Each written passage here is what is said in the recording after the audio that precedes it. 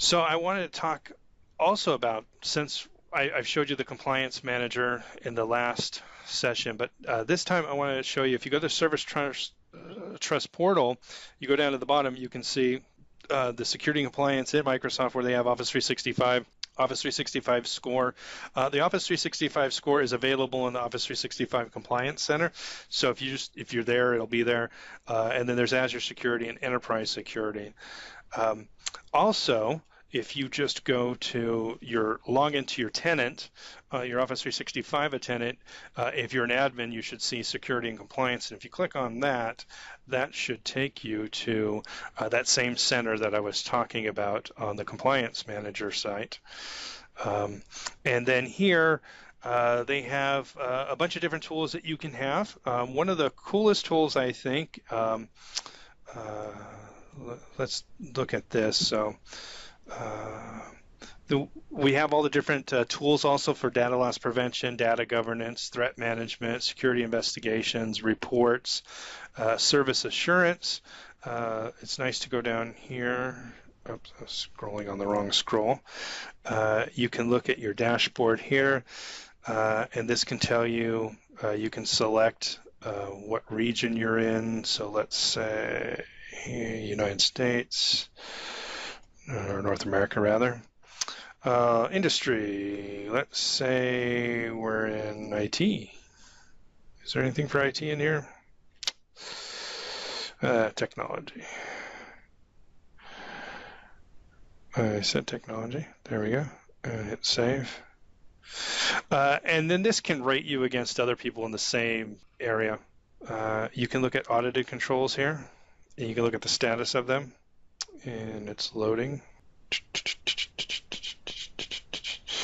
And so they basically now show you here, and you can download the results, but you can see this.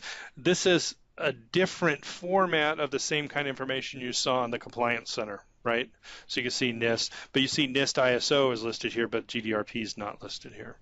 So unfortunately, it's not a one pane of glass has everything for you. You have trusted documents here. This talks about all the different documents and how Microsoft is protecting your data. So again, like I said, they are very much open, transparent, I guess is the best way to put it. They talk about Microsoft Cloud encryption. You want to find out about it, there's the documents related to that. If you want to look at compliance reports, and I think I had mentioned in the last session, hey, you want to go in there and you want to see what was their last assessment, and what are all those things? Well, we can look at those reports, and here they are. So we can look at all the different things. So Office 365, we can look at their 2016 audit, which would probably be the latest one. 2017 is probably being written right now, because that's when they assess the controls for that year or whatever. Let me see if I can just open a new tab. And then just a dashboard that kind of gives you an overall pointing of that. Now, if I go back, that's just the service assurance, and I kind of wanted to show you. Let's save that on the desktop. Save it. And then let's open it. So you can see what the report is. So you can see what I'm talking about when I talk about a third party. I just clicked on something. I didn't read it. So here is the Microsoft Office 365, go away, Adobe, report on the description of Microsoft Office 365, and it's talking about, and Deloitte was the ones that were doing it, what management asserted, the description of the system, so they go over all of that. So you have to scope out what the system is going to be, and then they do a really good job of explaining exactly everything that they're doing in here. So you can see there's quite a bit of information that you can go through and look at, and how the privacy and security is set up. So if you're ever concerned about it, you can always go look all this stuff up.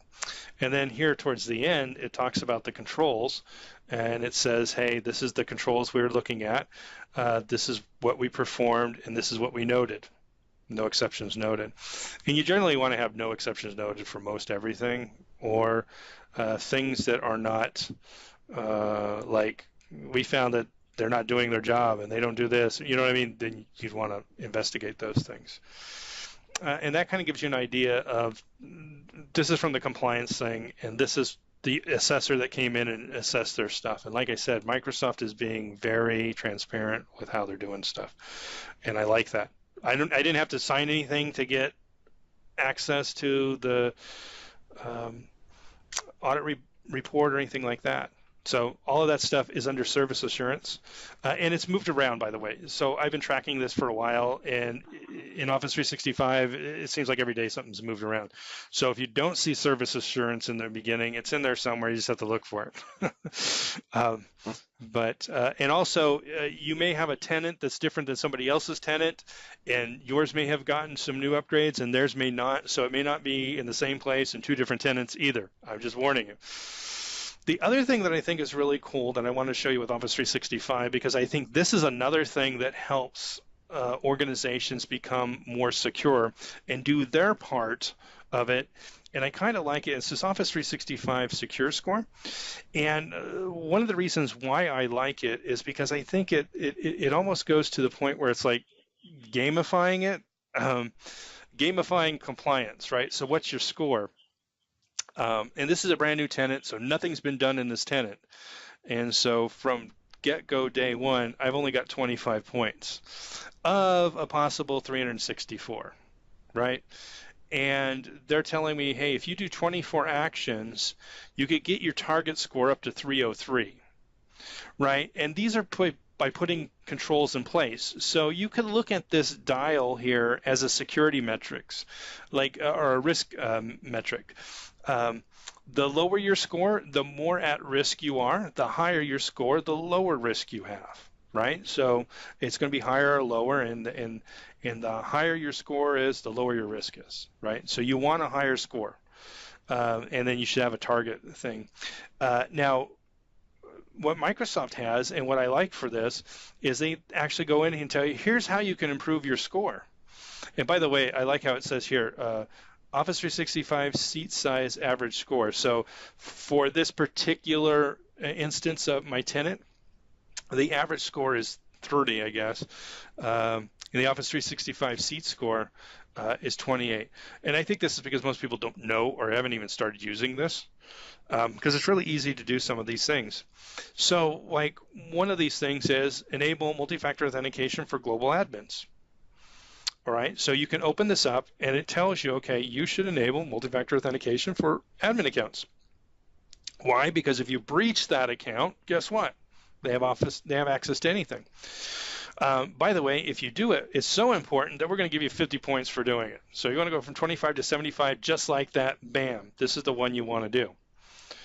Yes, it's kind of a pain, but multi-factor authentication, but it's good for us to use this. So, and it's not difficult to set it up. So let's say I say I want to do it, and I don't know how to do it. Guess what? You hit learn more, and it's going to tell you how to do it. Another thing I like about this too is they tell you what the threats are. Someone can elevate privileges or breach accounts. So they're kind of giving you a little bit of the threat side of things too. So if you're doing a risk assessment, you can kind of tie that into this.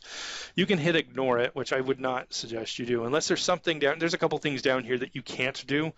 And some of those things, it says not all organizations should do this because of the way you do work. But if you are such and such organization, you may want to consider it. Some of those you'd say ignore, but actually some of those don't actually change your score, because some of them, if you change it, it doesn't up your score, because it's like Microsoft doesn't want to ding other people, I guess, and the way they do their scoring matrix may be a little wonky because of that, because it seems like if it applies, it should increase your score, and if it doesn't apply, it shouldn't ding you, right? In this case, if it does apply to you, it doesn't help you, right? So it doesn't help your score. It does help you security-wise. Anyway, so I'm going to click on Learn More here because, yes, I want to learn more about this. And it says, hey, what am I about to change? How does this affect my users? And it basically tells you, hey, you have one global admins, and that's me. And then it says, go ahead and set this up. And so you can launch now, and it'll take you right to where you need to go to set up multi-factor authentication. And multi-factor authentication for Office 365, you can download the Microsoft Authenticator app. put it on your phone. You enable it in on the accounts, and once you enable it on accounts, then you just pair it with your phone.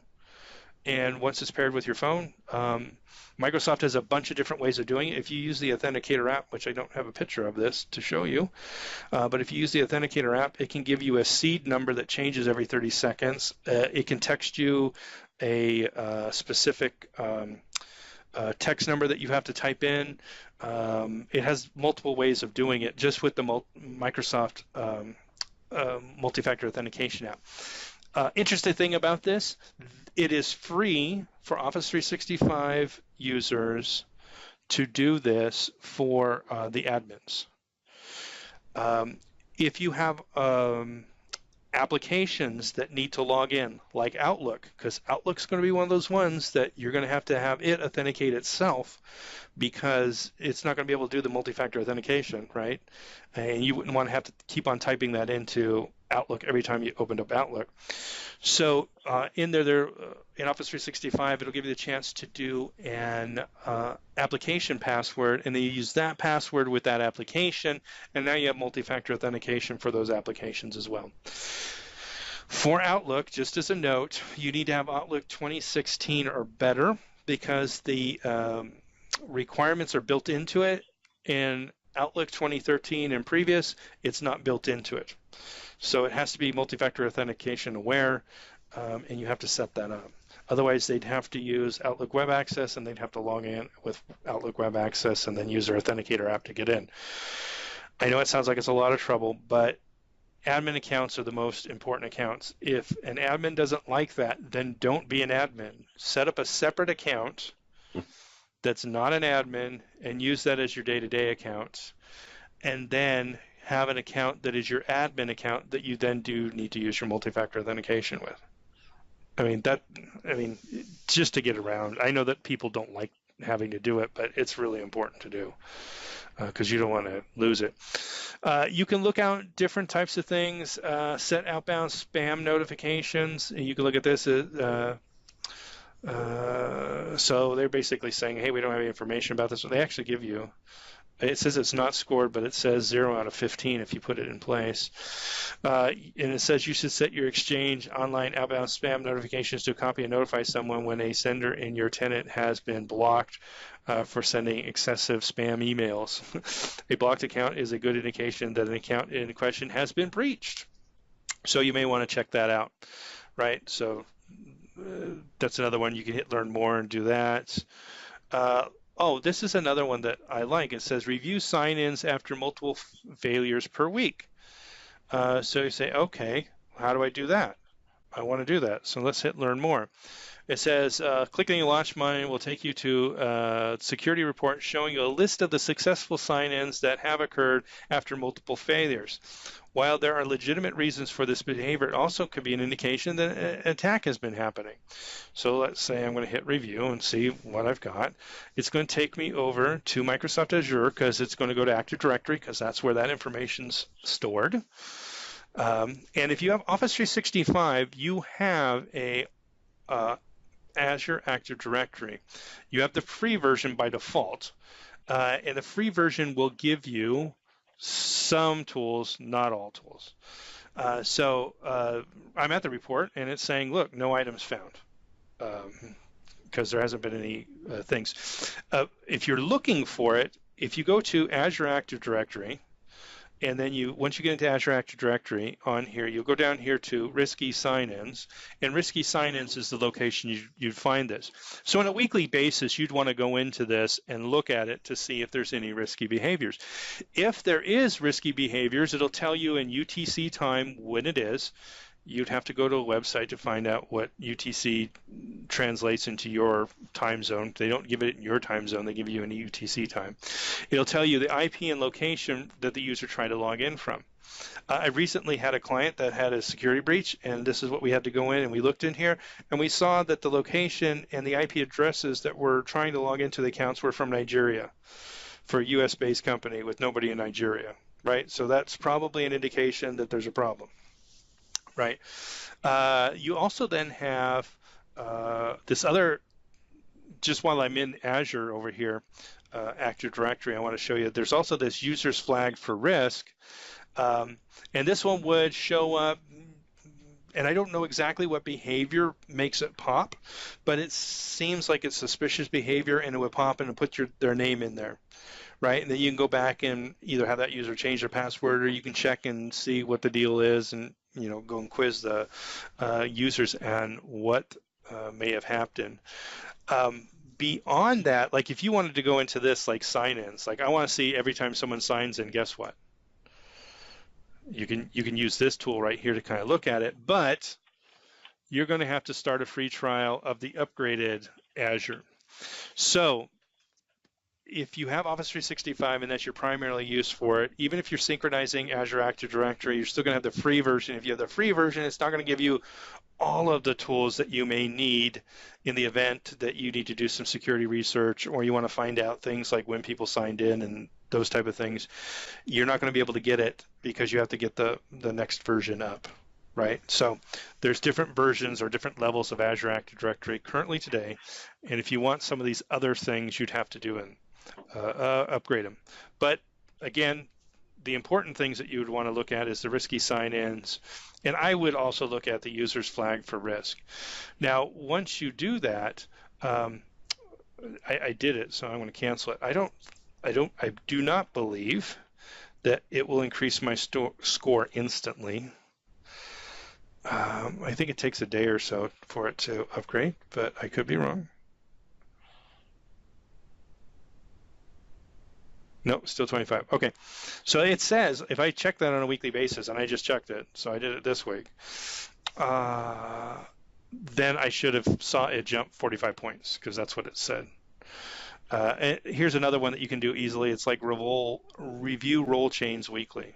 So is there a role change? And they say, well, this isn't a big thing, but this could be like someone elevating privileges. So I can hit learn more here. Click the launch button, it'll take you to it so you can look at it. Again, we're going to launch this. And in this side of things, we're going to go to here to take a look at the different reports and tools that we have for users. So I'd go through my users and verify that, has any roles changed in that. They don't give you like a good easy way to just say, hey, if you only have 5 users, then you could figure it out. But if you have like 5,000 users, it would be a little bit different. You'd probably want to have the bigger Azure Active Directory for that. So I have a quiz for you. So you notice my tenant that I made up. Oh, I have the names there. So I was going to ask you if you know who Peter Parker, Mark Spector, and Wade Wilson are. But their names are right there because their usernames are there. Anyways, so that kind of gives you an idea of showing you how you can use Office 365 to kind of help you secure your system better. You go back to the admin page here. And then I think from the admin page, you should be able to get the security and compliance. I think you could put a link here, but it should be down here. Go to admin centers, scroll down the admin centers, and then security compliance is listed under there.